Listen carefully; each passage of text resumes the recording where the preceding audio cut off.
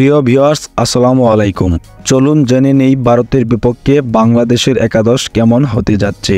Super 8-এর প্রথম ম্যাচে অস্ট্রেলিয়ার কাছে বাংলাদেশ হারলেও দ্বিতীয় ম্যাচে ভারতের বিপক্ষে ঘুরে দাঁড়ানোর চেষ্টা করবে বাংলাদেশ।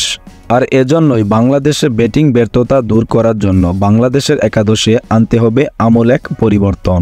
চলুন প্রিয় দর্শক, জেনে নিই ভারতের বিপক্ষে বাংলাদেশের একাদশে ব্যাটিংয়ের পরিবর্তনগুলো।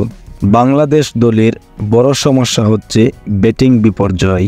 ব্যাটিং বিপর্যয়ের জন্যই বাংলাদেশ দল এবারে টি-20 বিশ্বকাপে ভালো একটা রান করতে পারেননি, যার জন্যই বাংলাদেশ দল অস্ট্রেলিয়ার কাছে সুপার 8-এর ম্যাচে পরাজয় বরণ করেছে। সুপার 8-এ ভারতের বিপক্ষে বাংলাদেশের একাদশে ওপেনিংয়ে জায়গা পাবেন নাজমুল হোসেন শান্ত ও তানজিম হাসান তামিম। অস্ট্রেলিয়ার বিপক্ষে বাংলাদেশে ব্যাটিং বিপর্যয়ের জন্য লিটন দাসকে দায়ী করায় তাকে খেলাও নাও রাখতে পারে। যদি তাকে না রাখা হয় তাহলে তার পরিবর্তে মাঠে নামবেন সৌম্য সরকার। তাছাড়া বাংলাদেশের একাদশে বাকি যে প্লেয়ারগুলো ছিল তাদের মাঝে পরিবর্তন হওয়ার সম্ভাবনাটা খুবই কম।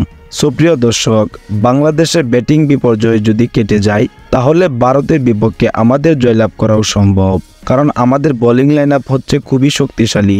আমাদের বড় সমস্যা হচ্ছে ব্যাটিং, আর ব্যাটিং সমস্যার যদি সমাধান হয়ে যায় তাহলে সুপার 8 মিশনে ভারতের মতো শক্ত দলকেও হারানো আমাদের পক্ষে সম্ভব। প্রিয় দর্শক, বাংলাদেশ যাতে ভালো করতে পারে এই শুভকামনা ব্যক্ত রেখে আমার ভিডিওটি এখানেই শেষ করছি।